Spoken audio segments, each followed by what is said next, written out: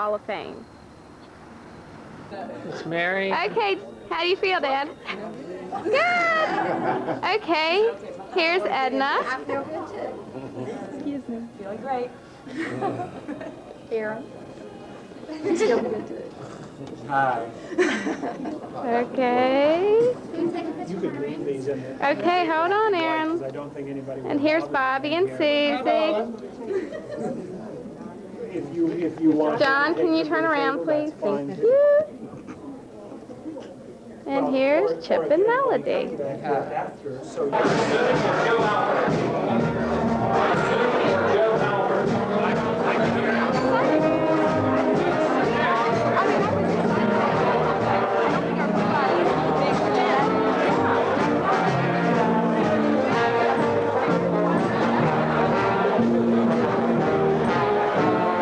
It's great to have all of you here as we honor the class of '94. However, we do have past Hall of Fame inductees here tonight, and I would like to introduce them at this time. If you will stand when you are recognized here tonight, John Kaywood.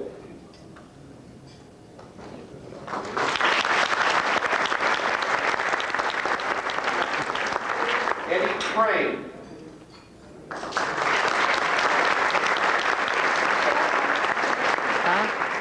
Chester Fritz.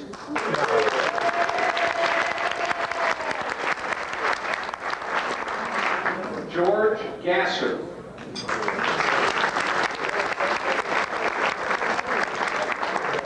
Charles Harkins.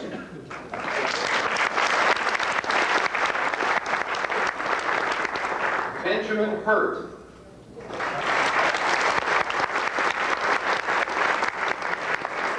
Marshall Johnson.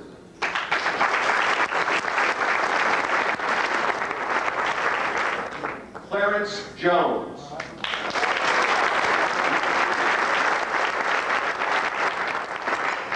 Bill Long.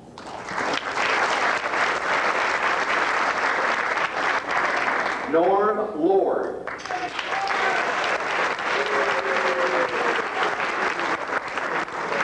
Charles, now it's my pleasure to introduce to you the class of '94. Francis Booty Albert, Jr.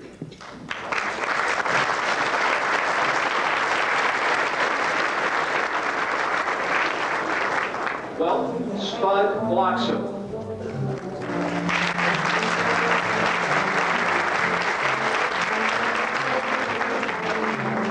Stuart Penn, Pete Brubaker.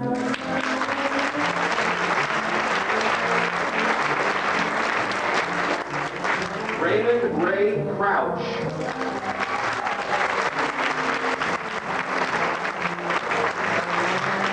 Carl Dean.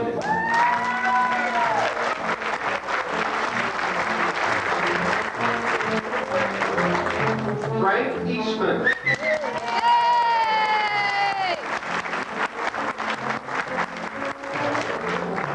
Earl Gillespie.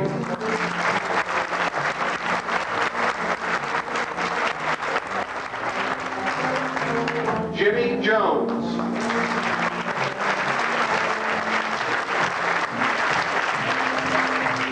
Charles Karmosky.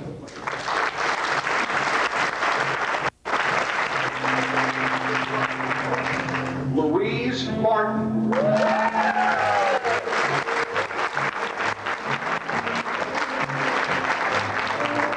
Joe Pop Robinson.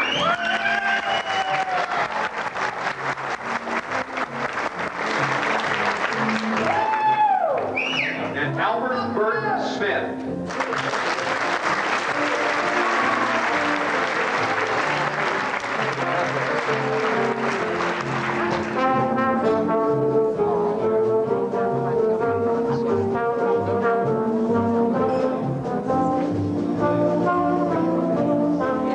Ladies and gentlemen, the class of '94.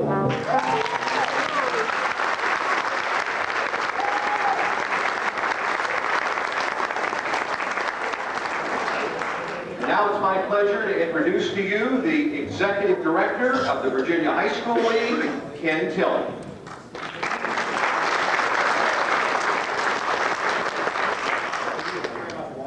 Let me add my welcome to that of Warren. Certainly, being involved with the High School Hall of Fame is easily one of the most pleasant parts of my job. And another aspect of it is that 5 years ago, there was no Hall of Fame. It was a dream. And thanks to the Coaches Association, the Virginia High School Coaches Association,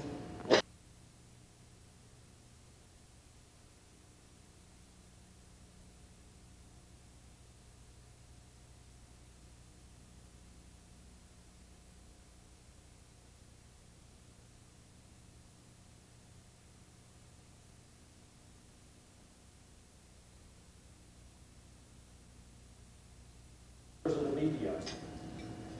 They have produced spectacular records. Their achievements and their influence in the lives of young people have set an example which is an inspiration for all of us. And it's tremendously gratifying that we could gather this evening to honor the latest class. I'd like to thank Warren Swain, our Master of Ceremonies. In advance, I'd like to thank Bob Button, the Virginia High School League staff, and the other staff members who were so instrumental in planning this evening.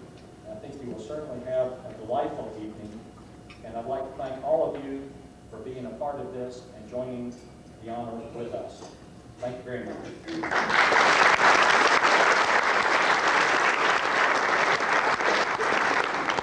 Bob Patterson, the immediate past league chairman, will offer the invocation. Should I walk up there?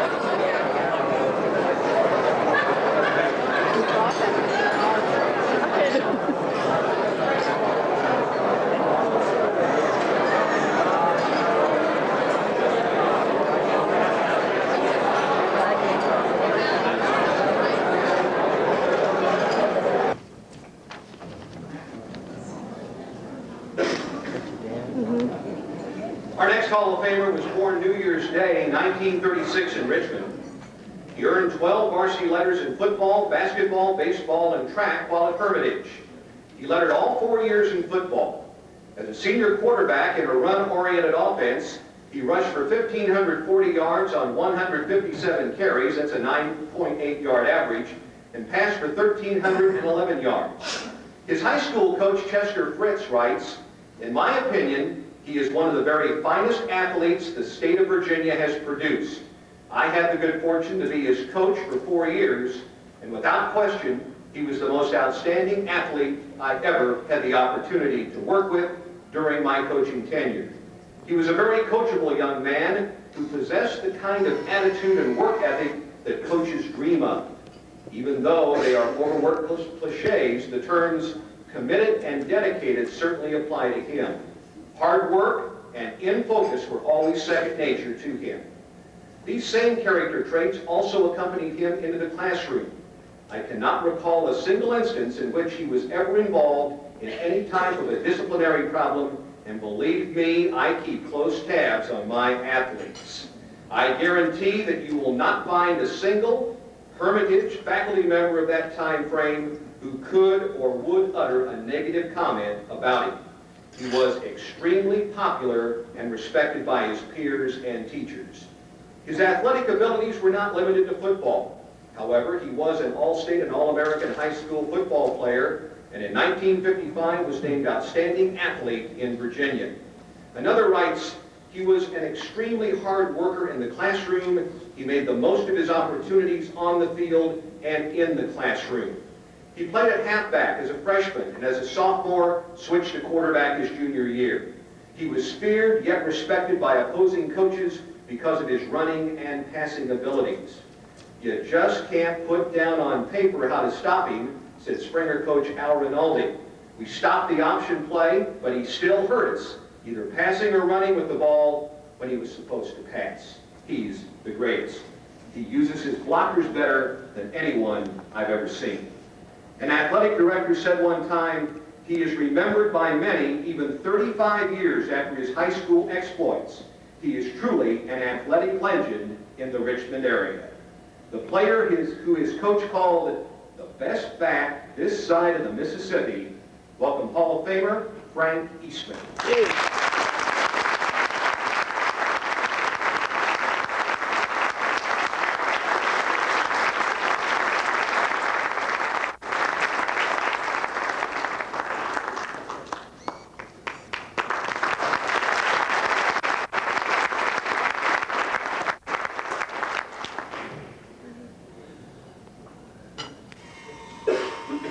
Our next Hall of Famer was born August 18, 1929 in Wildwood, Tennessee. For 34 years, he has been associated with the Virginia High School League. He joined the VHSL in 1961. He was an assistant principal plus football and baseball coach at Coburn High School. The inductees will now file out of the room, and this is your last opportunity to congratulate this fine class of '94.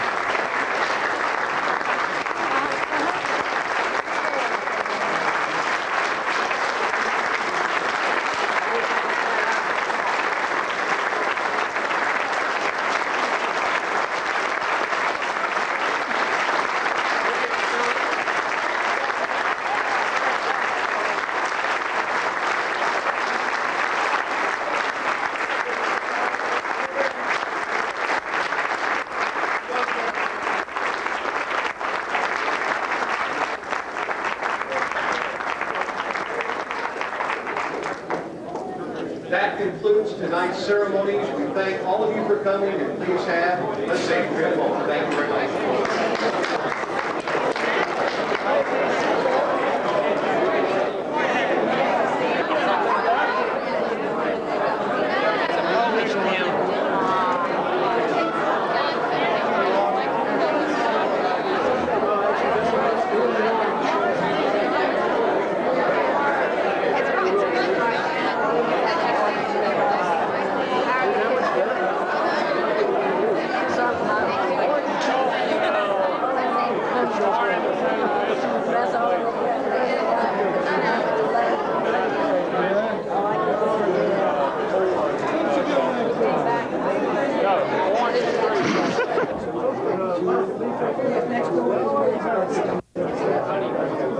And all your family was a nice looking family.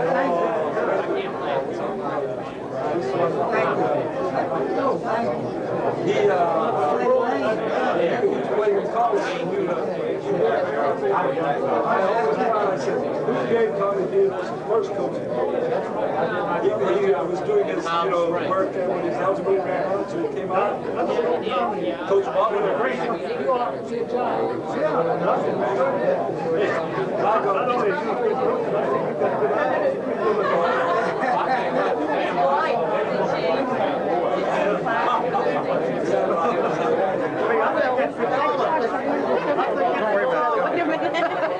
You won't care.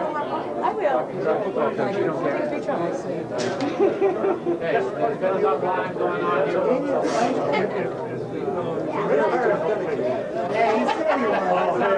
Most I have is I left Virginia before he started his school. Maybe we might give you your last loss, maybe before you started. I'm glad I didn't have to deal with it. I'm glad I didn't have to deal with it. Bye. See y'all later. Hey, Tommy, you still holding up these people? Yeah. I mean, you won the award. Go ahead, let me in the tape and everything. Go ahead. Yeah. I'm not nervous. It's just somewhat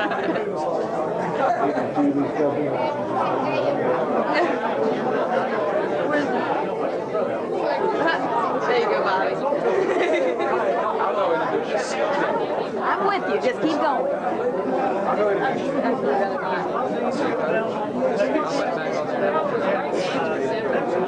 Well, it's mighty good meeting you after. Really nice to meet you. I'd like to see. See you Friday. Okay. Well, why don't we come over here by those things instead of the telephones?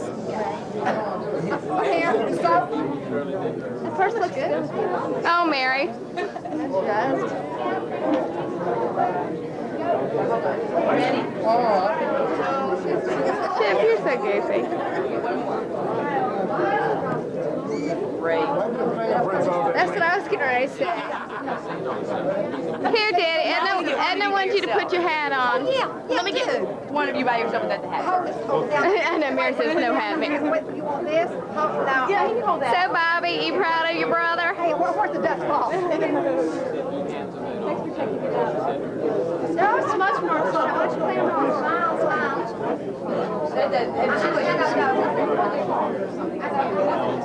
Are you ready? Smile.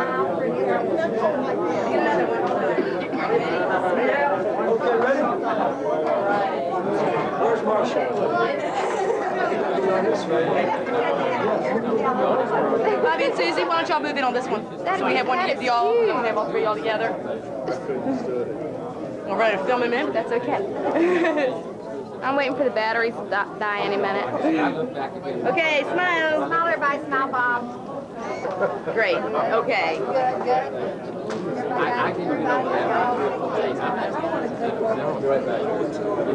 Okay. Yes, please do.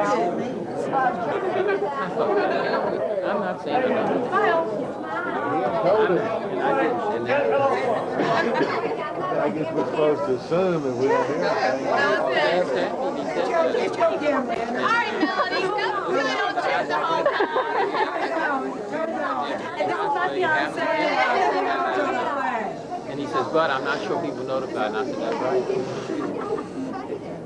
Can you get everybody in out in charge? Twin camera. I think we're in the line of fire.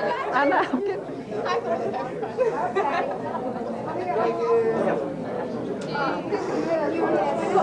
Look, I went closer. Everybody, right quick. Okay. Beautiful. Thank you, Edna. It's your jeans, right? Excuse me. I'll flip that back. Don't say you weren't. I was here, even though I filmed most of the night, I was here. Okay. Melody's out of control now. She's got the baby camera. You're right. like that. If you hold it far away, you can see that. He's got a microphone so everyone can see it picks up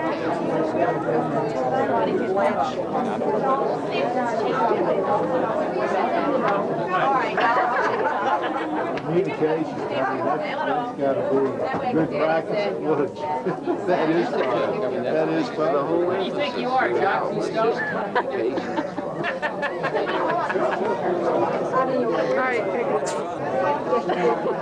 All the things like that. Same. I'm with them, so whatever.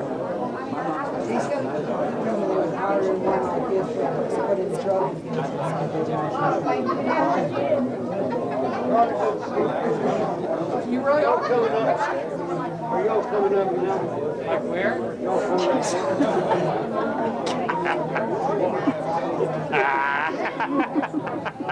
John, behave.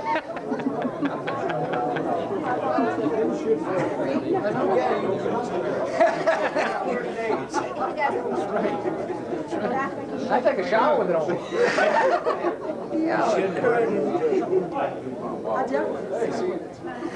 It's freshly out of the box. Are we going to pick up Nathan on the way back? Oh, okay. I mean, that's fine. I don't have a problem with that. Too late. I'm just gonna pick him up tomorrow morning. You're going to get up early then.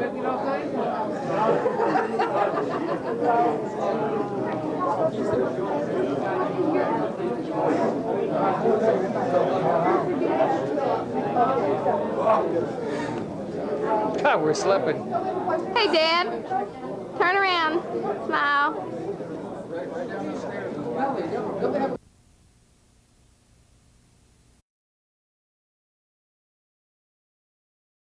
(1994) celebration of Frank Eastman's induction to the VHS Hall of Fame on October 19th, 1994.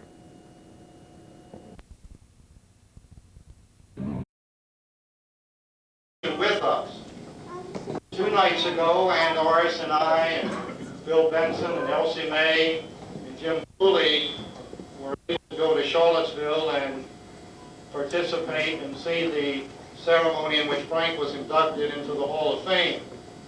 I would like to just very quickly read for you the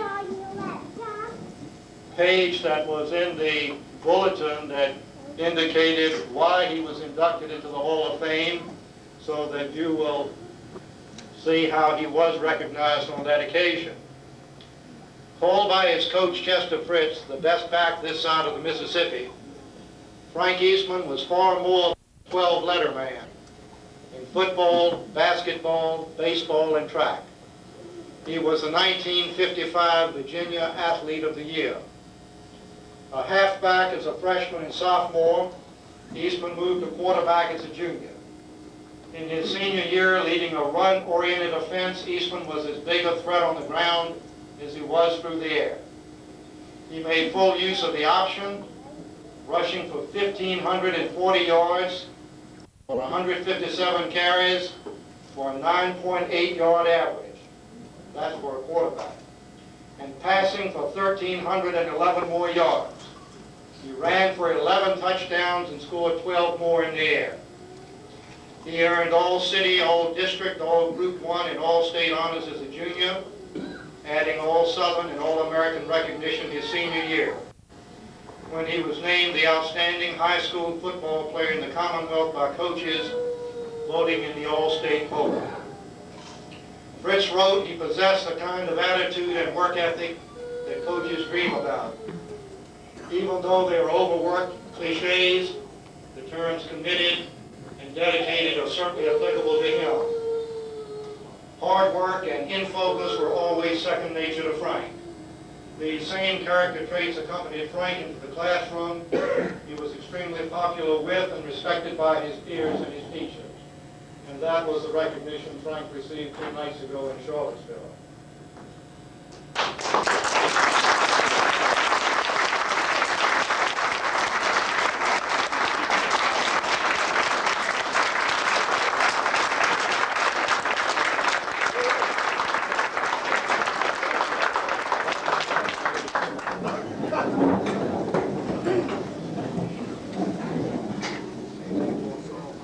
I had the good fortune for a couple of years of being able to play backup quarterback to Frank. And while his achievements on the field athletically were tremendous, one of the things that I always remember the most was his commitment as a team player.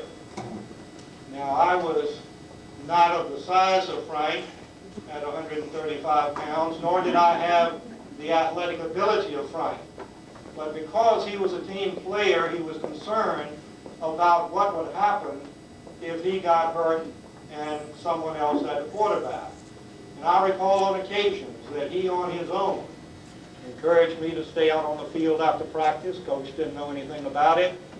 He would work with me on taking snaps from the center and doing all of those things that would improve my game.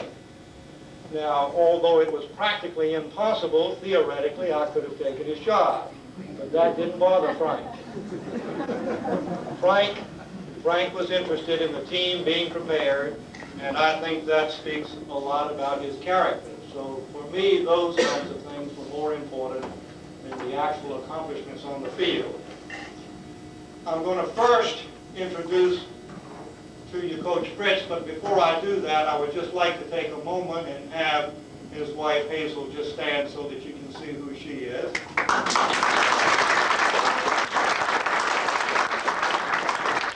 Now, I remember on one occasion, after a game we had won, and as you remember, Coach wouldn't let us see our girlfriends during the week in school. And if you saw you walking down the hall holding hands or something, it was extra laps or whatever else he could impose upon you. And we had been without seeing the ladies all week, and we were anxious after the game to go out and have some fun. And one of his friends said, well, you played a good game. Let's everybody go to Julian's for pizza, and I'll buy. And we looked at each other kind of sheepishly. We really didn't want to go. And finally he realized what was bothering us, and he said, oh, bring the girls. And so Bill Benson and Elsie Mae and Ann Norris and I were sort of laughing on the way down to Julian's and just kidding and saying, well, yeah, he'll probably make the guys sit at one table and the girls sit at another table. And sure enough, when we got there was a table set up at one end, and Hazel took care of the ladies, and he sat at the other end of the restaurant with the guys. So we still didn't get to see the girls that night. But I'm sure from the 1st or the 15th of August until Thanksgiving, Hazel never saw much of him because of his commitment to the young folks.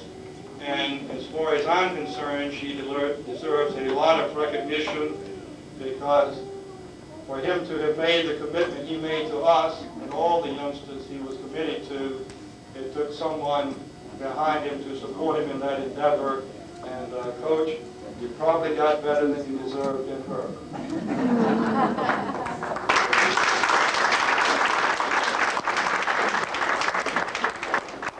Everybody has got stories about Coach Fritz. There's no question about that. When I saw him the other night in Charlottesville, I said to Bill Benson, you know, he doesn't look quite as imposing or as big as he used to. And Bill said, but I'm still scared of him. And I remember the time that some of us, Ray and Frank and a bunch of us, made the mistake of agreeing to model some clothes for, I think, Tall Hammers at one of the stores.